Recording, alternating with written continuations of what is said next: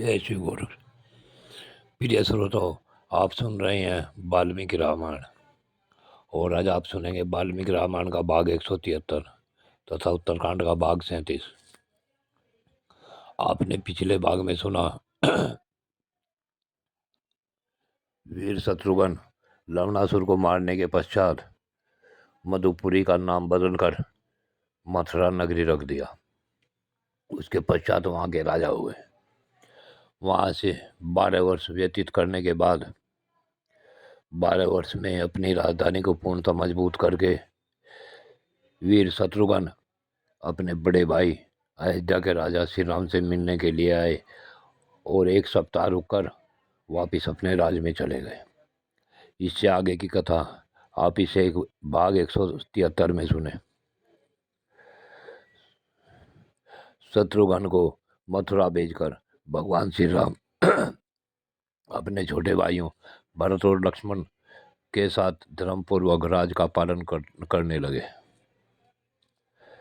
कुछ दिनों के बाद उस जनपद के भीतर रहने वाले एक बूढ़ा ब्राह्मण अपने मरे हुए बालक का शव लेकर राजद्वार पर आया।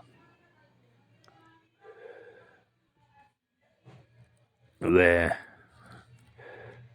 नाना प्रकार की बातें करता हुआ रो रहा था और बार बार बेटा बेटा पुकार मचाता हुआ विलाप कर रहा था। हाय, मैंने पूर्व काल में कौन सा ऐसा पाप किया था जिसके कारण आज इन आंखों से मैं अपने इकलौते बेटे की मृत्यु देख रहा हूँ।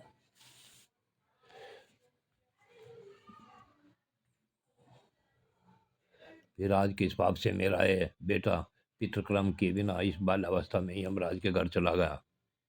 श्री रामचंद्र जी के राज में तो अकाल मृत्यु की ऐसी भयंकर घटना न पहले कभी देखी गई थी और न सुनने में ही आई थी। निसंदेह श्री राम का ही कोई महान दुष्कर्म है जिससे इनके राज में रहने वाले बालकों की मृत्यु होने लगी। दूसरे राज्य में रहने वाले बालकों को मृत्यु से भय नहीं है, अतः राजन मृत्यु के वश में पड़े हुए इस बालक को जीवित कर दो, नहीं तो मैं अपनी स्त्री के साथ इस राजद्वार पर अनाथ की भांति प्राण दे दूंगा।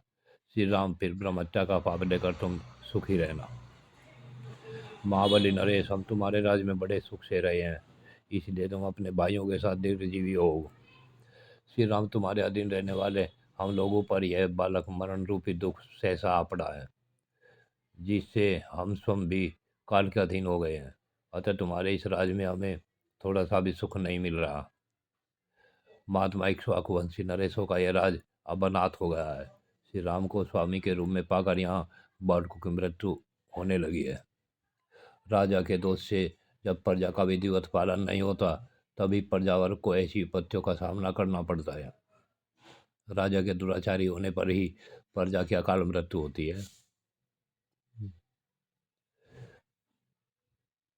इस तरह अनेक प्रकार के वाक्यों से उसने बारंबार राजा के सामने अपना दुख निवेदन किया और बारंबार शोक से संतप्त होकर वे अपने मरे हुए पुत्र को उठा उठाकर हृदय से लगाता हुआ रोता रहा।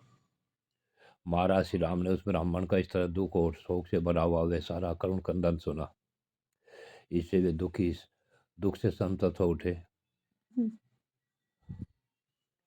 उन्होंने अपने मंत्रियों को बुलाया तथा वशिष्ठ और वामदेव को एवं महाजनों सहित अपने भाइयों को भी आमंत्रित किया। ब्राह्मण के दुख से दुखी एवं महाराज का यह वचन सुनकर अन्य सभी ऋषियों के समीप स्वयं नारद जी ने यह शुभ वचन कहा। हे राजन, जिस कारण से इस बालक की अकाल मृत्यु हुई है वह बताता हूँ, सुनिए। हे रघुकुल नंदन नरेश, यह युग तपस्या के तेज से प्रकाशित होता। राजन, पहले सतयुग में केवल ब्राह्मण ही तपस्वी हुआ करते थे। महाराज, उस समय ब्राह्मण तर मनुष्य किसी तरह तपस्या में प्रवृत्त नहीं होता था। यह वह युग तपस्या के तेज से प्रकाशित होता था। उसमें ब्राह्मणों की ही प्रधानता थी। उस समय अज्ञान का वातावरण नहीं था, इसलिए उस युग के सभी मनुष्य अकाल मृत्यु से रहित तथा त्रिकालदर्शी होते थे। सतयुग के बाद त्रेता युग आया। इसमें सुदृढ़ शरीर वाले क्षत्रियों की प्रधानता हुई और वह क्षत्रिय भी उसी प्रकार की तपस्या करने लगे। परंतु त्रेता युग में जो महात्मा पुरुष हैं, उनकी अपेक्षा सतयुग के लोग तप और पराक्रम की दृष्टि से बढ़े चढ़े थे। इस प्रकार दोनों युगों में, पूर्व युग में जहाँ ब्राह्मण उत्कृष्ट और क्षत्रिय अपकृष्ट थे, वहाँ त्रेता युग में वे समान शक्तिशाली हो गए। तब मनुवादी सभी धर्म प्रवर्तकों ने ब्राह्मण और अक्षत्रिय में एक की अपेक्षा दूसरे में कोई विशेषता या न्यूनाधिक न देकर सर्वलोक सम्मत चातुर्य वर्ण व्यवस्था की स्थापना की। त्रेतायुग वर्णाश्रम धर्म प्रधान है, वह धर्म के प्रकाश से प्रकाशित होता है। यह धर्म में बाधा डालने वाले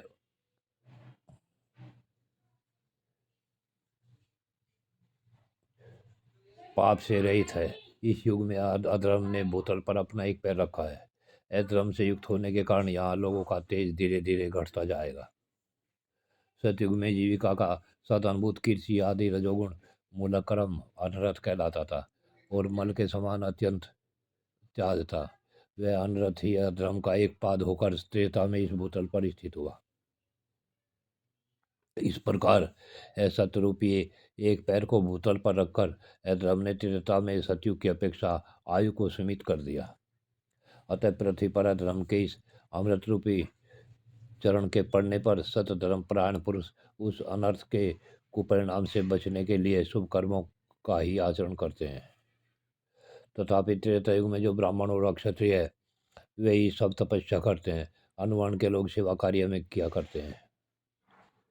उन चार वर्णों से वैश्य और शूद्र को सेवा रूपी उत्कृष्ट धर्म स्वधर्म के रूप में प्राप्त हुआ। शूद्र सब वर्णों की तीनों वर्णों के लोगों की विशेष रूप से पूजा आदर सत्कार करने लगे। इन रब से इसी बीच में जब त्रेता का अवसान होता है और वैश्य में तथा शूद्रों का धर्म के एक पाद रूप अनर्थ की प्राप्ति होने लगती है, तब पूर्व वर्ण वाले ब्राह्मण और क्षत्रिय राज को प्राप्त होने लगते हैं, क्योंकि उन दोनों को अंतिम दो वर्णों का से सर्ग जनित दोष प्राप्त हो जाता है। तदंतर अधर्म अपने दूसरे चरण को पृथ्वी पर उतारता है। द्वितीय पैर उतारने के कारण ही उस युग का नाम द्वापर है। पुरुषोत्तम उस द्वापर नामक युग में जो है धर्म के दो चरणों का आश्रय है, अधर्म और अनर्थ दोनों की वृद्धि होने लगती है। इस द्वापर युग में तपस्या रूप कर्म वैश्य को भी प्राप्त होता है। इस तरह तीन युगों में कर्म से तीनों वर्णों को तपस्या का अधिकार प्राप्त हो जाता है। तीन युगों में तीन वर्णों का ही आश्रय लेकर तपस्या रूपी धर्म प्रतिष्ठित होता है, किंतु नरश्रेष्ठ शूद्र को इन तीनों ही युगों में तप रूपी धर्म का अधिकार नहीं प्राप्त होता। नृप शिरोमणि, एक समय ऐसा आएगा जब हीन वर्ण का मनुष्य भी बड़ी भारी तपस्या करेगा। कलयुग आने पर भविष्य में होने वाली शूद्र योनि में उत्पन्न मनुष्यों के समुदाय में तपश्चर्या की प्रवृत्ति होगी। हे राजन, द्वापर में भी शूद्र का तप में प्रवृत्त होना माना गया है। फिर त्रेता के लिए तो कहना ही क्या है। महाराज, निश्चय ही आपके राज को कि किसी सीमा पर कोई खोटी बुद्धि वाला शूद्रमान तप का आश्रय ले तपस्या कर रहा है, उसके कारण इस बालक की मृत्यु हुई है। जो कोई भी दुर्बुद्धि मानव जिस किसी भी राजा के राज्य अथवा नगर में अधर्म या न करने योग्य काम करता है, उसका वह कार्य उस राज के ऐश्वर्य दरिद्रता का कारण बन जाता है और वह राजा शीघ्र ही नरक में पड़ता है। पुरुष सिंह जो प्रजा के शुभ कर्मों के छठे भाग का उपभोगता है, वह प्रजा की रक्षा कैसे नहीं करेगा।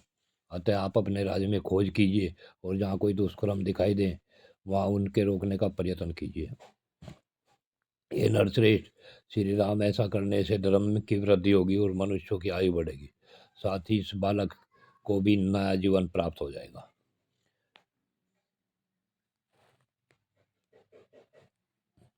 प्रिय श्रोताओं, आज की कथा यहीं पूर्ण होती है।